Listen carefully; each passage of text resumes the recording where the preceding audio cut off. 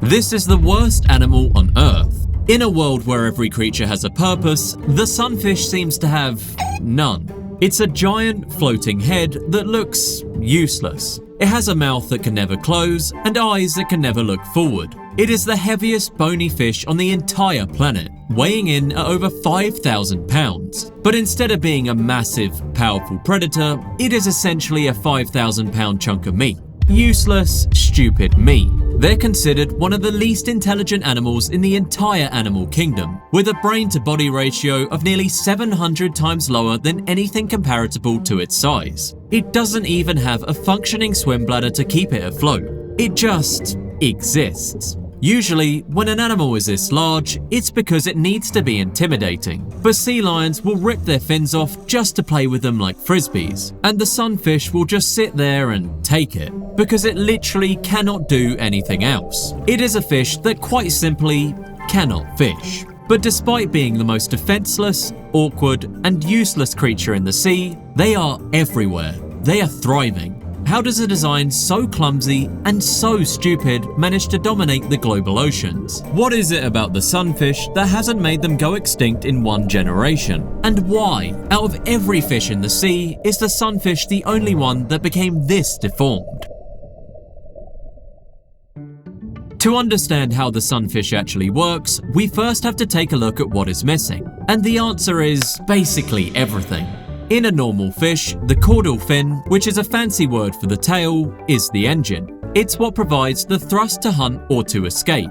The sunfish, however, doesn't have one. Instead, its body just ends. Like, seriously, what is wrong with this animal? Where the tail should be, there's a weird scalloped flack of skin called a clavus. It's essentially a rudder, but it doesn't provide any forward movement. It's also missing a traditional skeletal structure. While it is a bony fish, much of its skeleton has been replaced by a lighter, cartilaginous tissue. This is a strange move for a fish that lives in the middle of the open ocean. Most fish have scales that are sleek and protective. The sunfish got rid of that too. Instead, it's covered in a thick, leathery hide that can be up to 3 inches thick. If you were to touch it, it'd feel like a wet concrete block. A stupid, wet concrete block. It has no real ribs, its spine is incredibly short, and its teeth are fused into a single, beak-like structure that makes it look like it's permanently surprised. Oh wow, look at me, I'm a fish. Nothing about this anatomy suggests that this animal should be a successful animal. So, without a tail for propulsion and a body that's basically a giant target, shouldn't it have gone extinct millions of years ago? For a long time, even scientists thought the sunfish was just a lazy drifter. The common belief was that they just floated on the surface, moving wherever the current took them, like a giant, fleshy buoy. This is where the name sunfish actually comes from, the sight of them basking in the sun. But when researchers finally started putting satellite tags on these animals, they realized that everything we thought we knew was wrong. The sunfish isn't a drifter, it's what we call a vertical migrant. Tracking data showed that these fish are constantly diving hundreds of meters deep, often multiple times an hour. Crazy ability from the sunfish, they can move downwards. But wait, if they don't have a tail, how are they even diving? It turns out the sunfish has developed a completely different way of traveling through the water. Instead of using a tail, they use their massive dorsal and anal fins, the ones on the top and bottom. They flap these fins in sync, almost like a bird flaps its wings. This provides a surprisingly large amount of lift and thrust. In fact, sunfish have been recorded swimming at speeds comparable to many other large fish. They still aren't fast. Those fins are not that crazy and they're still thousands of pounds. But they definitely aren't completely immobile and can actually cover miles of open ocean in a single day. But moving a 2,000-pound body through the water using only 2 fins obviously requires a massive amount of energy. So they must be eating something to make up for it, right? In the world of biology, size is expensive. If you want to be as big as a truck, you need to eat a lot of high-quality fuel. Great white sharks eat fatty seals. Blue whales eat millions of nutrient-dense krill. The sunfish, on the other hand, eats jellyfish. Specifically, their diet is made up almost entirely of gelatinous zooplankton. If you didn't know, jellyfish are about 95% water. eating a jellyfish is basically like eating a bowl of water-flavored jello. There is almost zero nutritional value in them. This creates what scientists call the jellyfish paradox. How can an animal that weighs as much as a small car sustain itself on food that has almost no calories? The answer is sheer volume. To stay alive, the sunfish has to eat an insane amount of jellyfish, like essentially inhaling jellyfish all day. Remember the sunfish's stupid-looking mouth? Okay, I'll stop making fun of it.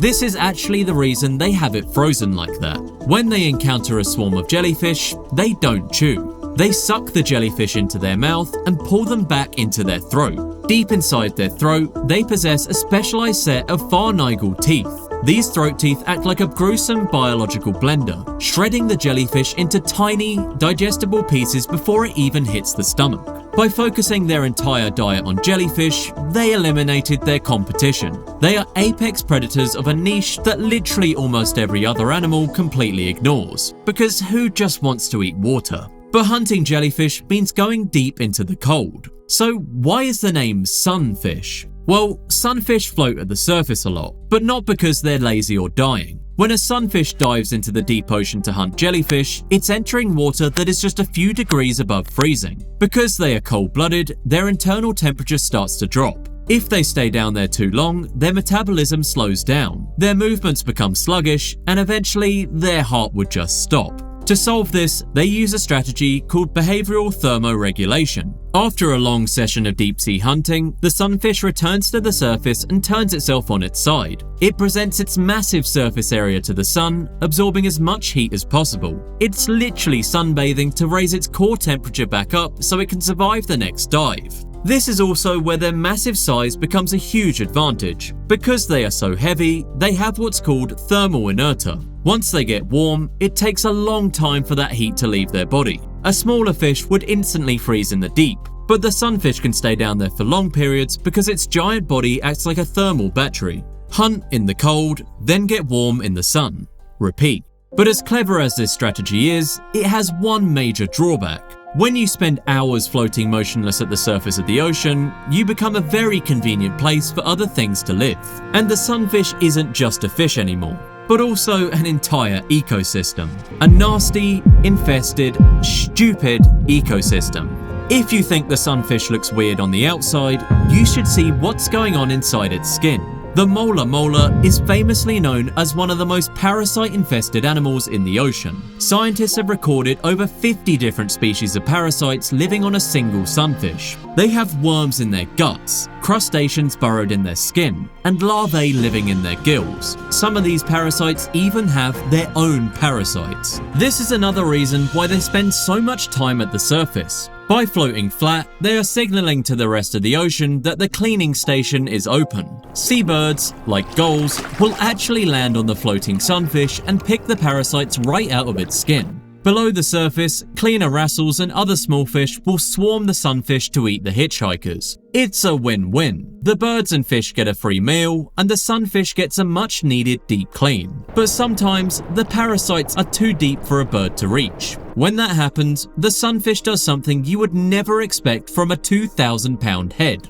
It jumps. Despite having no tail and a body shaped like a dinner plate, the sunfish can launch itself entirely out of the water, reaching heights of up to 10 feet. When it comes crashing back down, the force of the impact, a 1,000+ pound belly flop, is often enough to knock the more stubborn parasites loose. The survival strategy is intense and a little bit gross, but it's a necessary part of their life. However, as difficult as it is to survive as an adult, it's nothing compared to how these giants start their life. When you look at a full-grown sunfish, it's hard to imagine it being anything other than a giant. But every mola starts its life as something that looks like a tiny, spiky pinhead. A sunfish larva is only about 2 millimeters long. It's so small that you could fit dozens of them on a single penny. At this stage, they actually look a lot more like their close relatives, the pufferfish. They have tiny spikes all over their bodies to keep small predators from swallowing them. But then they start to grow, and they don't stop. To get a 2 millimeter larva into a 10-foot long adult, the sunfish has to increase its mass by about 60 million times. To put that in perspective, if a human baby grew at the same rate, that baby would eventually weigh as much as 6 Titanic-sized ships. It is arguably the most extreme growth spurt in the entire animal kingdom. During this teenager phase, they lose their spikes and their bodies start to flatten out into that iconic half-fish shape. They move in schools for protection, because when you're only the size of a dinner plate, everything in the ocean wants to eat you. The odds of a single larva making it to adulthood are astronomical. Most of them are eaten by tuna, mahi-mahi, or even other sunfish before they ever get the chance to grow. When you're young are born microscopic and incredibly vulnerable, evolution gives you 2 main strategies to ensure your species survives. The first strategy is to have a very small number of babies, but invest a massive amount of energy into protecting them. This is what almost all large animals do. Whales and sharks do this. Humans do this. They give birth to large offspring and keep them safe until they can defend themselves. The sunfish, despite being really large, just rely entirely on numbers. A single adult female ocean sunfish holds the absolute world record for vertebrate egg production. In one single spawning event, a female can release up to 300 million eggs into the water. This is the ultimate biological shotgun strategy. The sunfish doesn't protect its young at all. It simply floods the ocean with hundreds of millions of tiny eggs and leaves them completely to fate. The vast, overwhelming majority of those eggs will be eaten by other fish before they even hatch. Of the ones that do hatch, millions more will be swallowed up by filter feeders or swept away into freezing currents where they'll die instantly. But mathematically, out of 300 million attempts, a few are bound to get lucky. By utilizing sheer, overwhelming volume, the sunfish guarantees that at least 1 or 2 of these microscopic larvae will survive the gauntlet, undergo that 60 million times growth multiplier, and become a 400-pound adult. It doesn't matter if 299 million get eaten. As long as a few survive, the genetic line continues. So for the few that do survive, it still doesn't really make sense. How does a giant, slow-moving head without a tail actually defend itself? Especially when, well, a great white can just swim towards you and eat you, and you can't swim away. Well, if you can't outswim the shark, you have to force the shark to give up. Underneath that rough, sandpaper-like exterior isn't just regular, soft fish tissue. The sunfish wrapped its entire body in a dense, heavily reinforced layer of reticulated collagen. This is a tough, rubbery shield of gristle that can grow up to 3 inches thick around their most vulnerable areas. It's exhausting trying to chew through a literal wall of solid blubber. Survival is purely a matter of mass. As they undergo that massive 60 million times growth spurt, their list of natural predators rapidly shrinks. By the time a sunfish reaches 4,000 pounds, almost nothing wants to mess with it. Great white sharks and killer whales are physically capable of taking a bite out of them, but because there is so much thick cartilage standing in the way of the actual nutrient-rich organs, predators usually realize the effort isn't worth the energy. Because all their vital organs are packed so densely and buried so deep behind that massive wall of cartilage, taking a massive bite to the body isn't even a guaranteed death sentence. Their bodies are built to absorb extreme physical trauma that would instantly kill any normal, streamlined fish. They get hit, they lose massive pieces of themselves, and they simply keep swimming. Sunfish's only real predators are large sharks like great whites and orcas. There's not too much they can do against them, but hope they get tired of trying to eat it, which actually happens a fair amount. Sea lions do eat their fins, but they don't usually eat the entire sunfish, so they aren't really considered predators, probably because they couldn't even eat it if they tried. Even though they're often labeled as brain-dead, instinct-driven zombies that have no idea what is actually happening around them, they actually have some complex behaviors. They coordinate massive social cleaning stations, knowing exactly where to go and exactly how to position their bodies so that birds and reef fish can clean them. They hunt highly evasive jellyfish in pitch-black waters, requiring spatial awareness and precise maneuverability. They communicate with other sunfish, and they navigate complex ocean currents across thousands of miles of open water without ever getting lost. Being highly specialized does not mean being unintelligent.